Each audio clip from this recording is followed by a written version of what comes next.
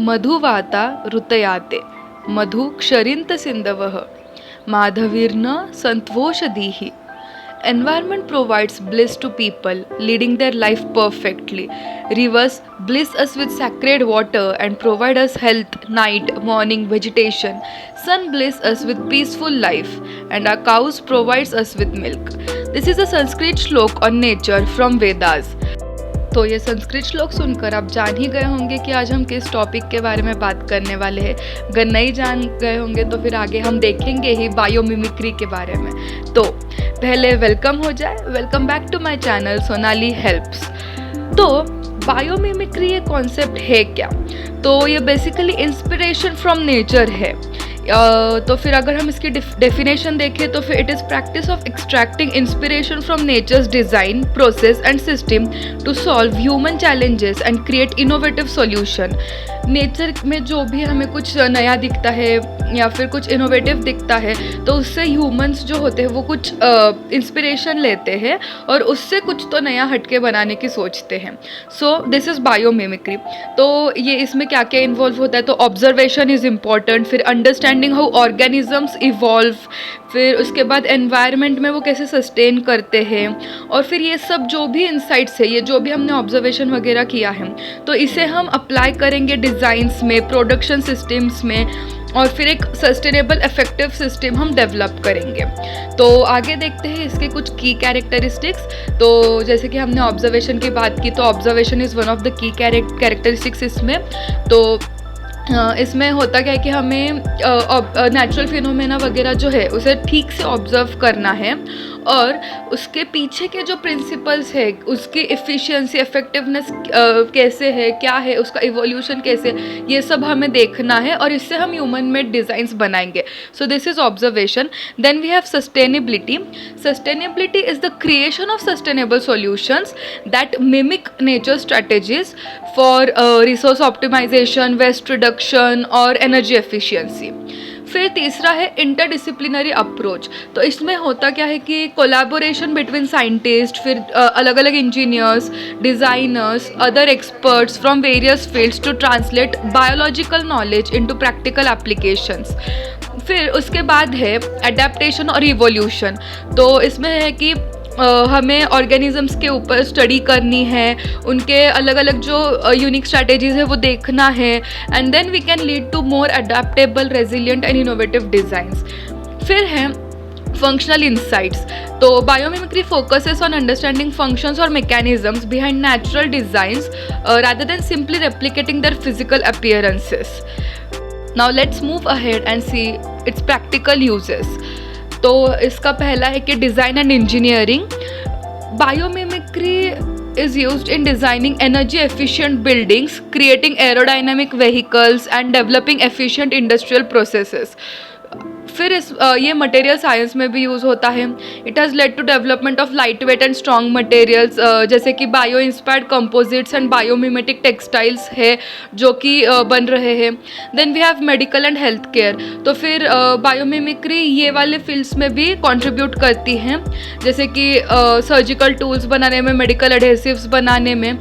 Then we have environmental solutions. तो कुछ water purification systems है, वेस्ट मैनेजमेंट सॉल्यूशंस है, सस्टेनेबल एग्रीकल्चरल प्रैक्टिसेस है जो कि प्रैक्टिकल यूज़ है बायोमिमिक्री का. तो सपोज अगर हम वाटर प्यूरिफिकेशन देखें तो जो सॉइल में जो फिल्ट्रेशन का प्रोसेस होता है, सो that is a very good example of nature की उससे प्योर वाटर फिल्टर होता है.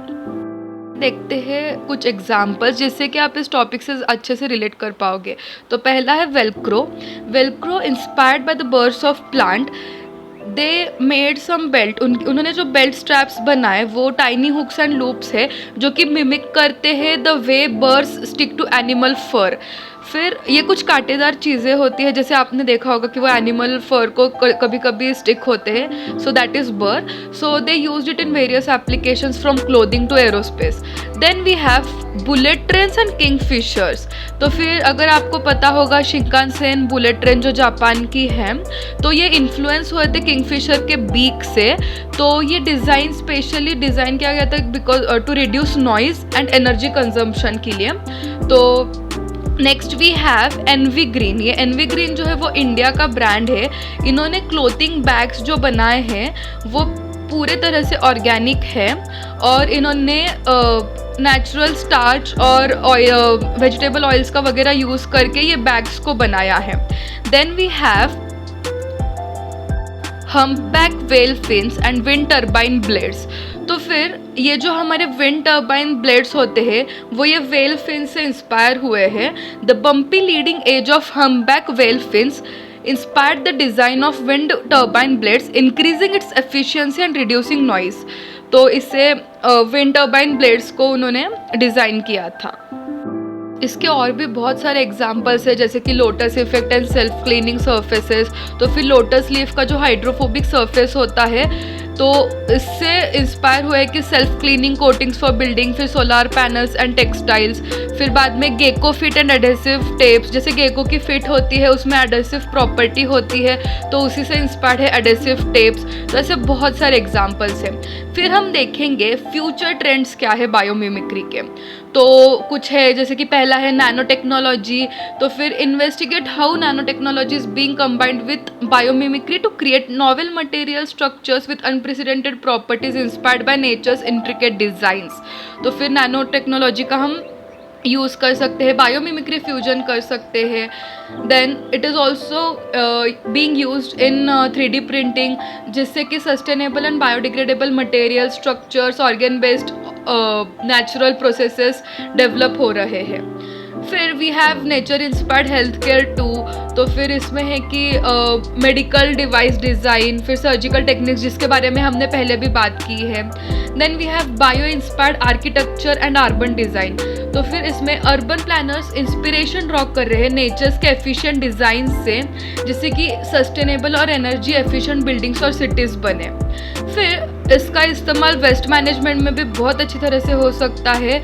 ये जो बायोमिमिक्री जो एक कॉन्सेप्ट है ये इन्फ्लुएंस कर रहा है सभी को कि इसका ठीक से इस्तेमाल किया जाए तो ये बहुत इफ़ेक्टिव चीज़ है।